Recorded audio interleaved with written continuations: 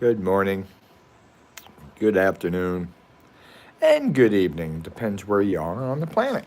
Right now, I'm in sunny Florida. It is 7:51 in the morning, and it's sunny.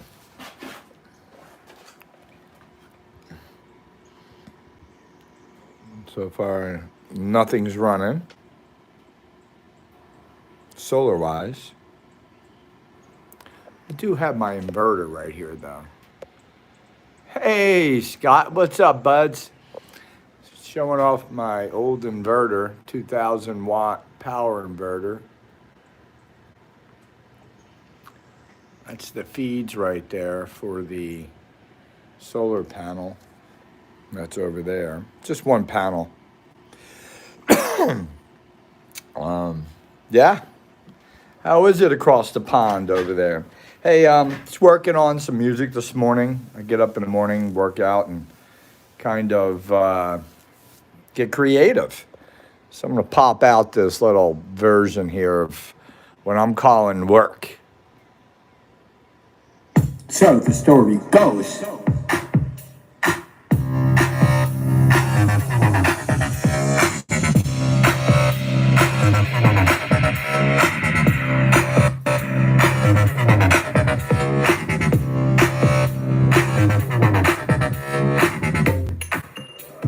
Work.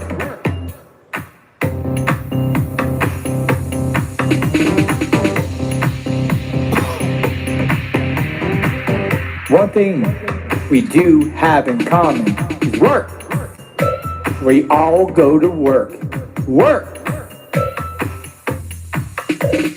We go to school, learn an education based on what we want to do for work.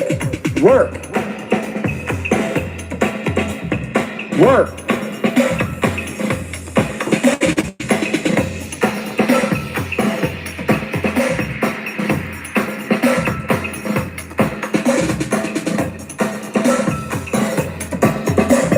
Well, my schooling wasn't my job, but I went, did it really hard. Next thing, I got a job. Had nothing to do with my education. Work. What is it about? Work. Why do we have to earn our salt? Work. Salt. Work. One day, I got up and looked. Found me something I called a job. It was something that I like to do. I did it, nobody even knew. I started to make a little money. Before you know it, I was a big honey. Money was no problem, was coming in. This new internet got me in. Work. Work. Everyone, find a job that you like. It makes you feel good. Work. Work. I said work. Work. If you work your fingers to the bones like I did, they really hurt. Everything on my body has a little history behind it. One knee had to be replaced. Both hips were replaced. My head attached, fused together. My bones and my vertebrae don't like me anymore. Work. Don't let it happen to you. Work. Last time I looked, all my friends still working. Everyone that I know still has a little to go. We're at the age, why do we work? One thing leads to another. One way I'll share this thought, do something that you love. And you won't have to call it work. So the story goes. Hopefully, I didn't bore you with that, but I was just get up early. In my time here, it's 8 o'clock a.m. now, and I also get into doing some reading and research. I like this book. Very fun. Um, this was made 1916, 1917 version of the Electrical Experimenter. If you guys ever get into old timey stuff, which turns me on big time. It's got a lot of different technologies from back in the day in that time. That's a good time in this world. 1916 to 1917. Let's go on with this. Edley Scallon, Tesla, Edison, everybody was in their heyday. Hollywood was about to be experimented on in New Jersey. One thing, I wrote some notes along stuff here. We're going to go through this book a little bit if you like. You guys, Scott, you guys want me to go through this book a little bit? There's some good mind shelf cookies in here, I would call it. Right here is, I wrote a note on scalar waves. What are scalar waves? Well, scalar waves are produced when two electromagnetic waves, now hear me out, guys, of the same frequency are exactly out of phase, opposite to each other, are smashed together. And that's been my infatuation over here with these bottles that Edley Scallon has up in his shop, still hanging on the wall, broken apart. But the way I have, this is one wire. I'm going to explain this. There's a lot to get in this book. Hopefully you guys are into talking this morning because I got something to say. So leave your comments so I can see if you're still paying attention here. I hate talking to myself. Anyway, so this is one wire. The way I put sticky stuff, spray glue on the bottle, on each bottle, and I start it in the bottom. You can see here, and I believe I put some hot glue on it to start it, to tack it, and then I just started to wind. The way I wound, hey Scott, the way I wound was this way, was going clockwise, okay? And then it comes here, and then all of a sudden goes to the other side and starts turning, coming back. So what happens? Now, if you take this battery, okay, and put it up here, and you're gonna like this. So we are going to take this compass and we're gonna show off what it actually does. Now, if you go over to the positive side, if you go over to the negative side, obviously these are not magnetic because we use, I believe, lead on top of these, which is pretty cool to see, right? There's no magnet, that's a magnet there. There's no magnetized in there. So what we're going to do here is I'm going to take the start, okay, of this coil. So as it goes and turns, the energy never changes coming from the battery. Now remember that. I'm going to hook this up to a positive, okay, on the positive side. And turn a couple turns. I got it bare at the end. This is magnetic wire. And yes, I do have, let's get that on there. This is a pretty cool experiment, but this is going to open your mind. We'll get back over to the book, but this is going to open your mind a little bit on on thinking how this, get this out of here, how this energy really, really moves. There we go. All right, so when you see a spark, that means I got a connection. So what I'll do here make a better connection. All right, so you got spark, okay? Now, when we do that, is the compass move? Wow, all of a sudden look at the compass. Now there's a magnetic field right now going along with this. All right, good. All right, it's a good start so far on a Sunday morning here. All right. I believe.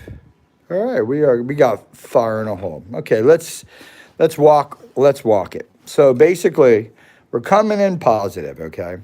So we are coming in and it turns, comes around this way, like a figure eight, goes out, comes around this side, and then goes back in and turns. So what's going on here is this positive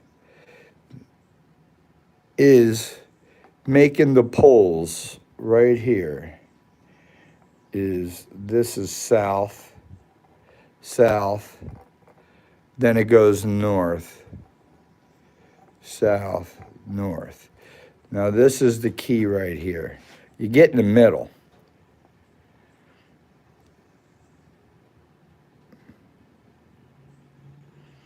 So right now it's got a nodal point vertically going up the neutral, I would call it. When you come around this side, you're going to have a south pole, right? Now remember, the wire comes around this side. Now you got a north side, okay? So now there's the north, and then when it comes around, it'll turn itself north. And then on this back side, it should be south. So I did an experiment many years ago without even knowing what I was doing. And what I did was I took these coils and I said, I'm going to wrap these coils with wires like the PMH, have one wire turned, go the opposite way. And the way I found that out is I took the PMH, originally the PMH, this is the big Mamma Jammer 1.5 inch stock, put a coil on it, and I can direct what pole I want to come out here by the direction of the wind of the coil itself. So if I went clockwise, I believe I was north. And if I went counterclockwise on the wind, I was south pole. And I was able to take one wire and put about 100 turns of wire. I believe it was like 22 or 20 gauge wire, probably 22 or 24, turn it, and then connect it in the middle to the two opposite sides on this wheel that is isolated from touching itself. So basically it becomes polarized. I have learned how to polarize the wheel magnetically into the metal, like this top ring. It's touching this rod, which is holding it down, which through the design goes through here. And when it goes through there, it's also here. So it goes down, holds the ring down, it collapses everything tight. So he was able to tighten up the magnets and keep them in place. And the rod goes through the center of these magnets right here. So the rod goes through and it's coated so it does not touch. So what happens here, this becomes part of the bolt. The bolt's connected to the bottom, which is the flywheel, the heavy part. And then you have an isolation there in the bottom of these magnets here. When I put these on here, when I was in Coral Castle, I found out right here, there's a insulating material that separates the magnets from this ring. And this ring is the same ring that is right here. So there's a sandwich there holding the magnets together. And the reason we're even talking about this, because I'm explaining the isolation of the magnets from the rest of the ingredients, the top ring, the middle ring here, this ring, and the lower ring. So it creates, there's a magnetic field. This is basically an atom. I believe Ed Lee Skallern designed a mechanical atom. because what you have out here is a sinusoidal, which takes everything and makes an S. Now, we know when there's a yin and yang to this, because when it's swinging down, there's a mirror image of it only because itself is doing it in a screw. It's doing it in a screw. It's moving, there's moving, and it's screwing as it's going through. So back to here, and what you have is isolation, and you're able to take the rings. I would able to take the top and make this all one pole along with the bottom base and the top ring. Now this middle ring right here is the other pole. It's the only place to have another pole, which is isolated. So I'm able to create a magnetic and a electric field, and that's why I wound the spokes and put a small charge on it so it can supersize the magnetic field on the outside. So basically, I'm adding more electrons to the outside flow of this wheel. And I hope you can understand. My main thing with the wheel was I believe Ed had made a masterpiece on creating an atom. And the makings is just unbelievable how close it is to an atom. And what would you do with this atom if you can get this atom to operate, especially on its own? So you get back to scalar waves, and here I am with this coil. Now this coil is remarkable, because with working with Ed's wheel and then realizing how to take the same energy. See, this is positive and this is negative, but I'm changing. I figured out a way to change the energy. The substance is what I'm trying to get at in this battery. Can be directed and changed. So positive and negative is really spooky, Scott. Listen, positive and negative is really non-existent other than it's directional of what work you want out of it, I guess. The energy, work. You got my song earlier? Work.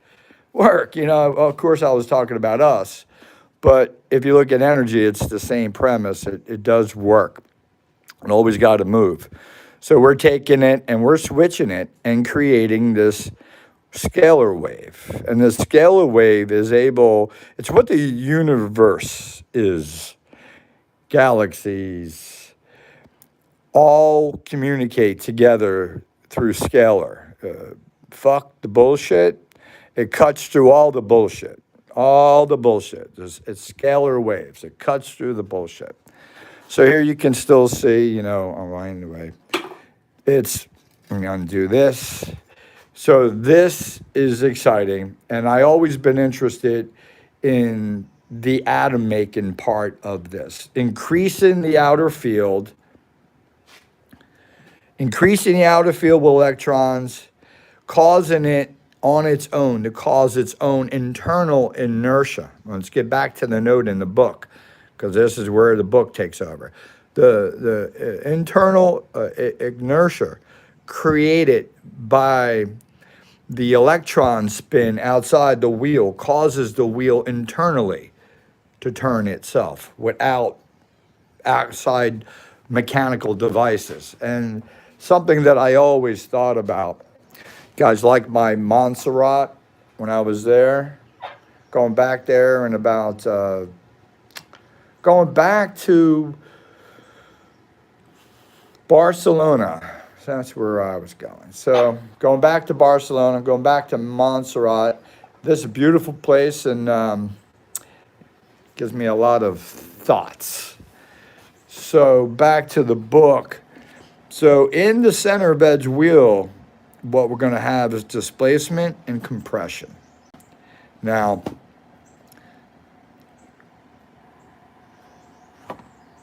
that is the cause and the effect. So the cause is displacement. out of smacking opposite of each other. Now think about this. If you take and produce a scalar wave on Ed's wheel, is when you take two electromagnetic waves of the same frequency, exactly out of phase, opposite to each other, you create in that fashion displacement and compression against each other, yes. Agitating each other, yes. Like a washing machine. So basically, you're able to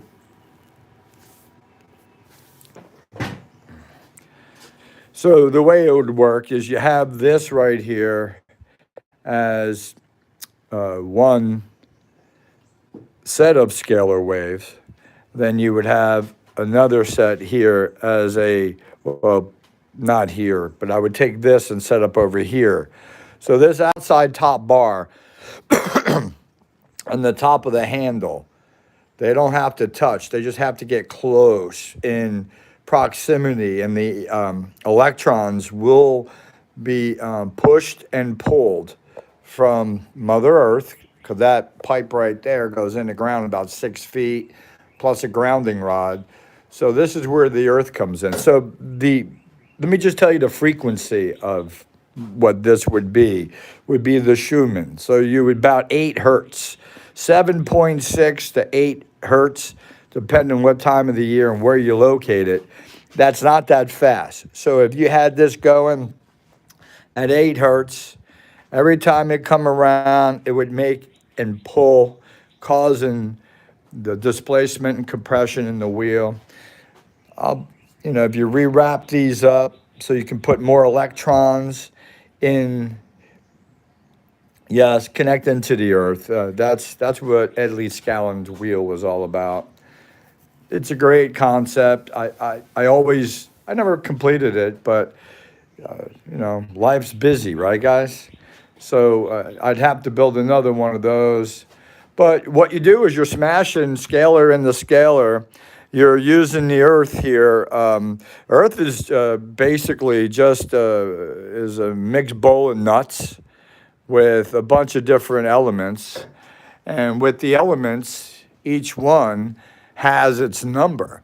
So if you look at like bismuth, number 83, bismuth. So it has 83 electrons and 83 protons.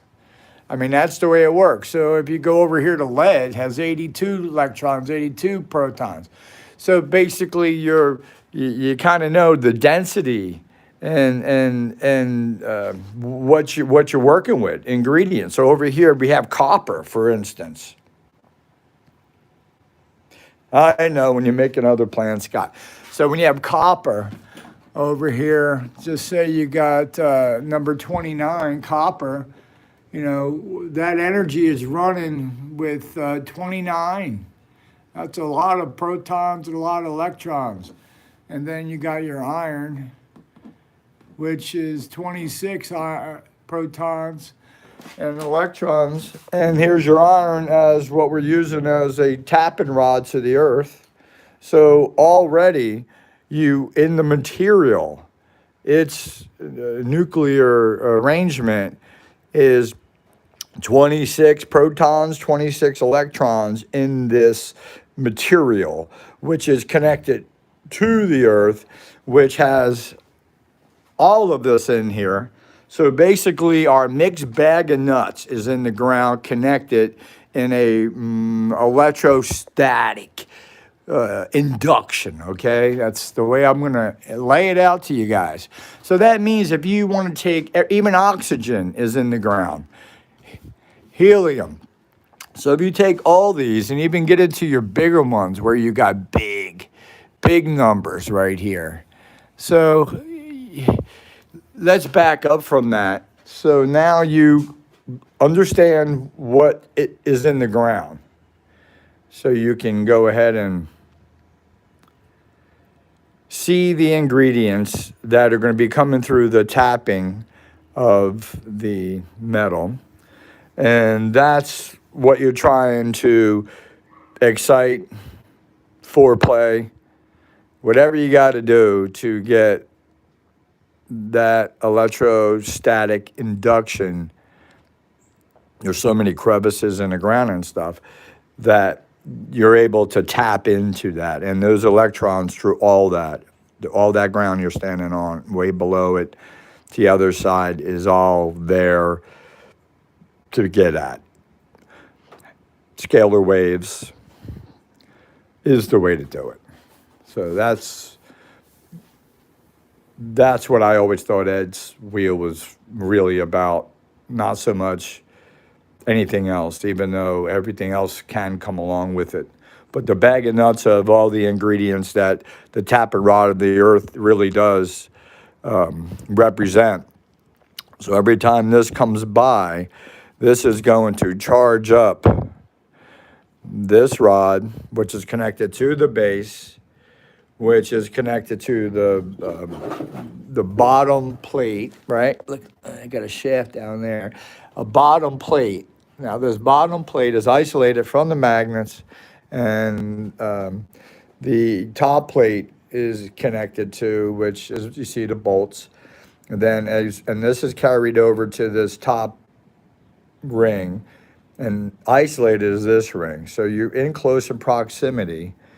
You got a dipole happening vertically. No, I'm not going to get into why Ed did it that way, but there's a dipole here, and then on the outside you have north and south sinal wave, and the sinal wave is just like the outside an atom. It has its motion. It shows the energy which way it needs to run, and then when it escapes through a magnet, it gets in the wire, and then it bounces. It don't run on the inside of the wire. This is really thin magnetic wire. It don't run on the inside of the wire. It really bounces from around the outside like a skin thing almost. That's why it's got a shielding on the outside. But that energy now is in the wire, that substance we'll call it, from the battery, you know what I mean?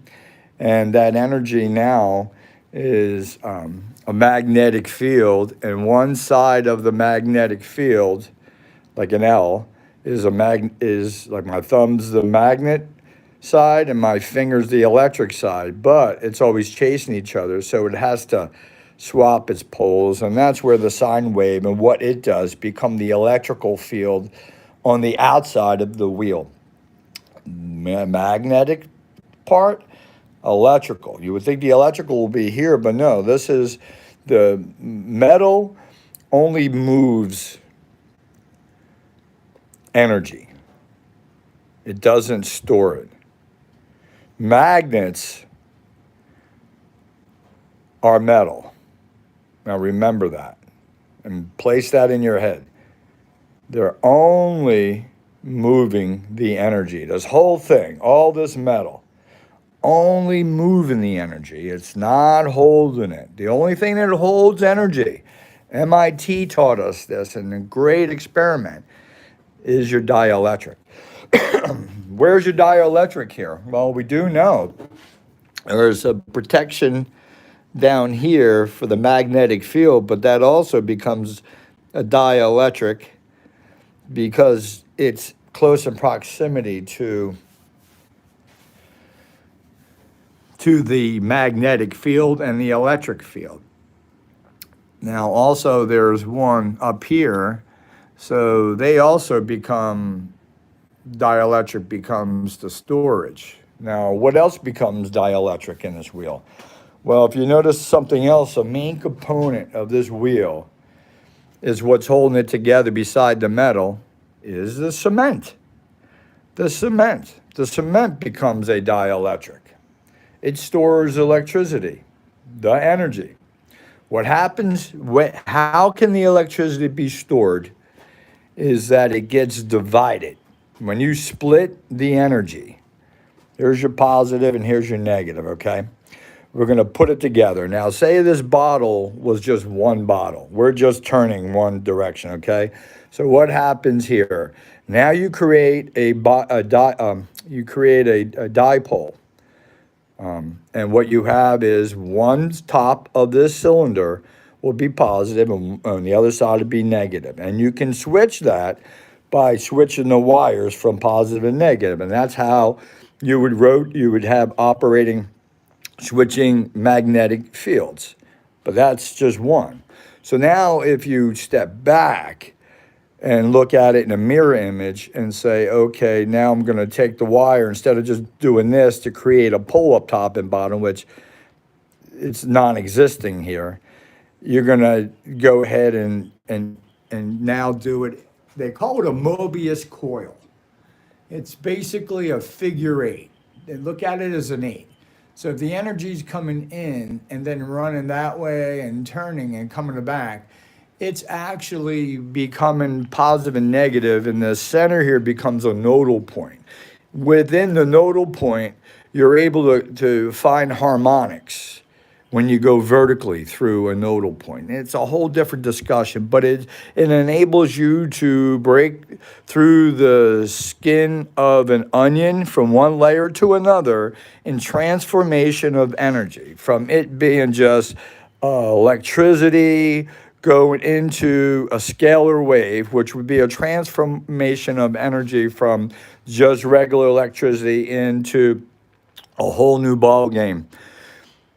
So hopefully I explained some things in actually an Edge wheel, because I don't think I ever really put it out there. People, I know there's not many people watching me live right now, but people who come back and watch this video or share this video will understand about the dielectrics, the metal, that the energy, the substance, it's not in the metal. It's pretty frickin' spooky, this electricity. It's I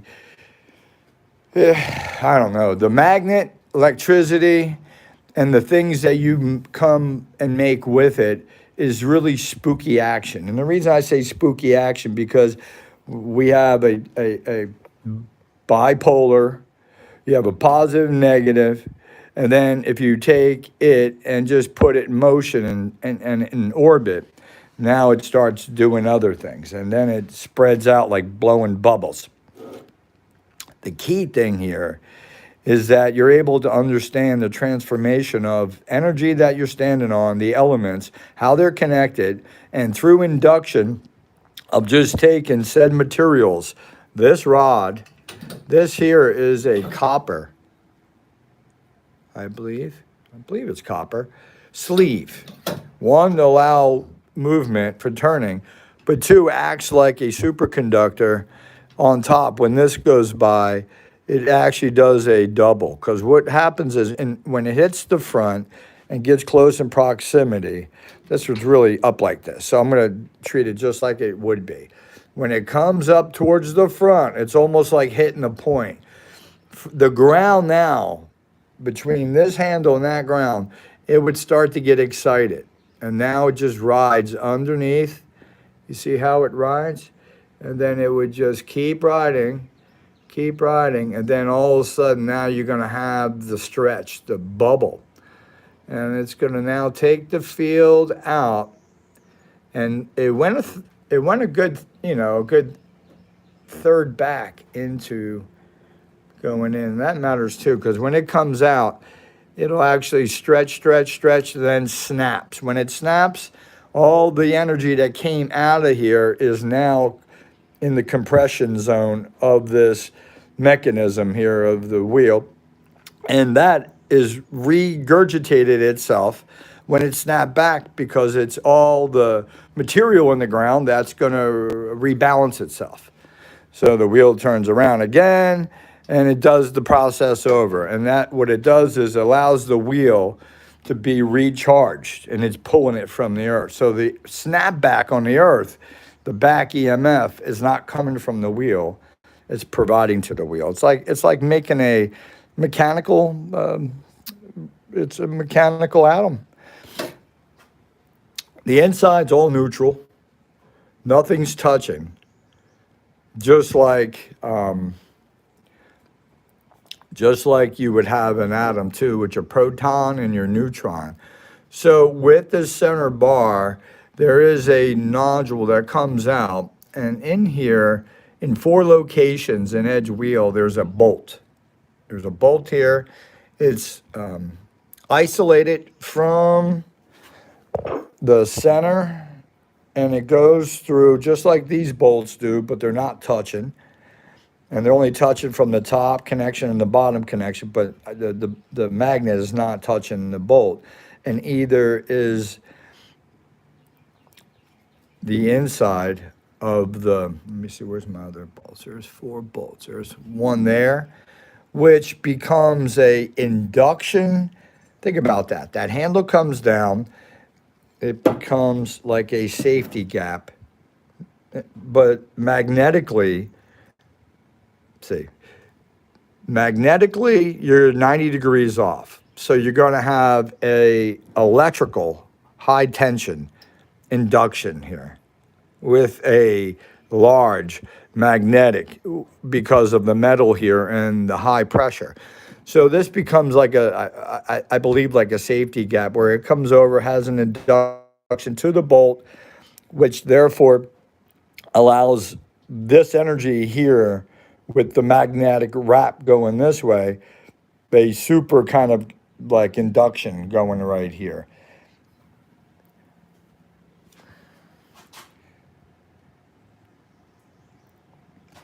Back to the book. All right, so you got your displacement, got your compression, you got scalar waves produced when 2 electromagnetic waves of the same frequency, exactly out of phase, opposite to each other. We use the Schumann resonance 7.6, and where in this book there is something that connects what I'm talking about.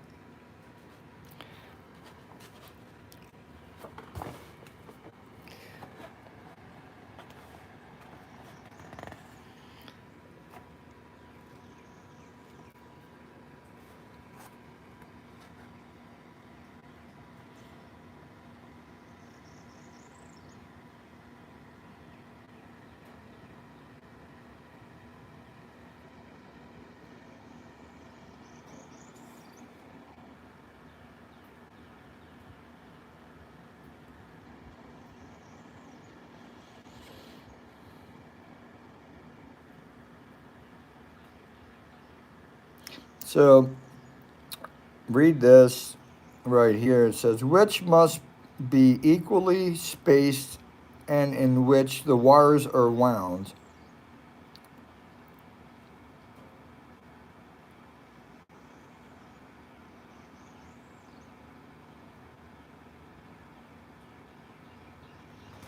You got your dielectric, they call it the separator.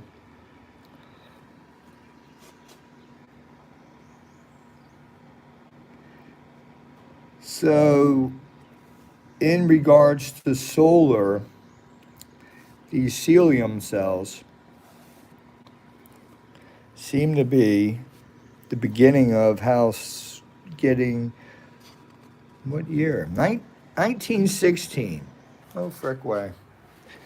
No frick way. So that's these cells now in 2024, or 2023, I should say. Hey, look. I leave this out, and that it didn't rain last night. This is just moisture. So this 24 volt, oh, look, it just wants to turn. Let's give it a little help. No. But look, that's turning. That's turning.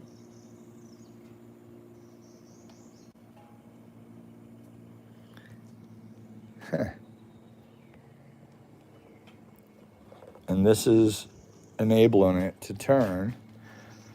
Sun's nowhere to be found. There it is. So it's still hidden. Let me get out of its way. I find that so cool.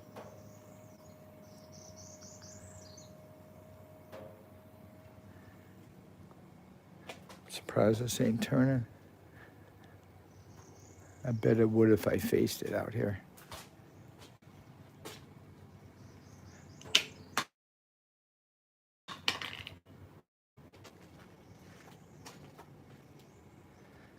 Yeah. She's falling apart. Pretty cool little motor though. But these are turning.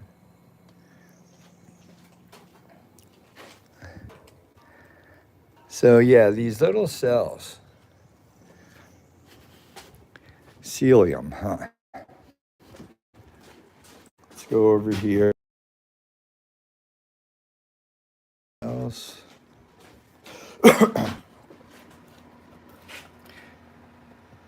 Okay, so how familiar do these two things look?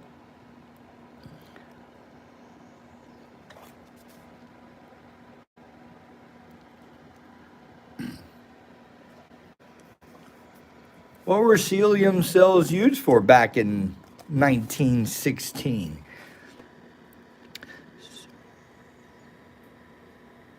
Light sensitive cells. Here we go. Light sensitive cells. The experimenter wishes to make an apparatus must first choose a room where the fumes of the molten celium metal will be driven out. They are very poisonous. So beware. 1916. That's freaking awesome, guys. Oh, this is mind blowing. So here's your celium, 1916. I wonder, solar panels, 1916. I never knew.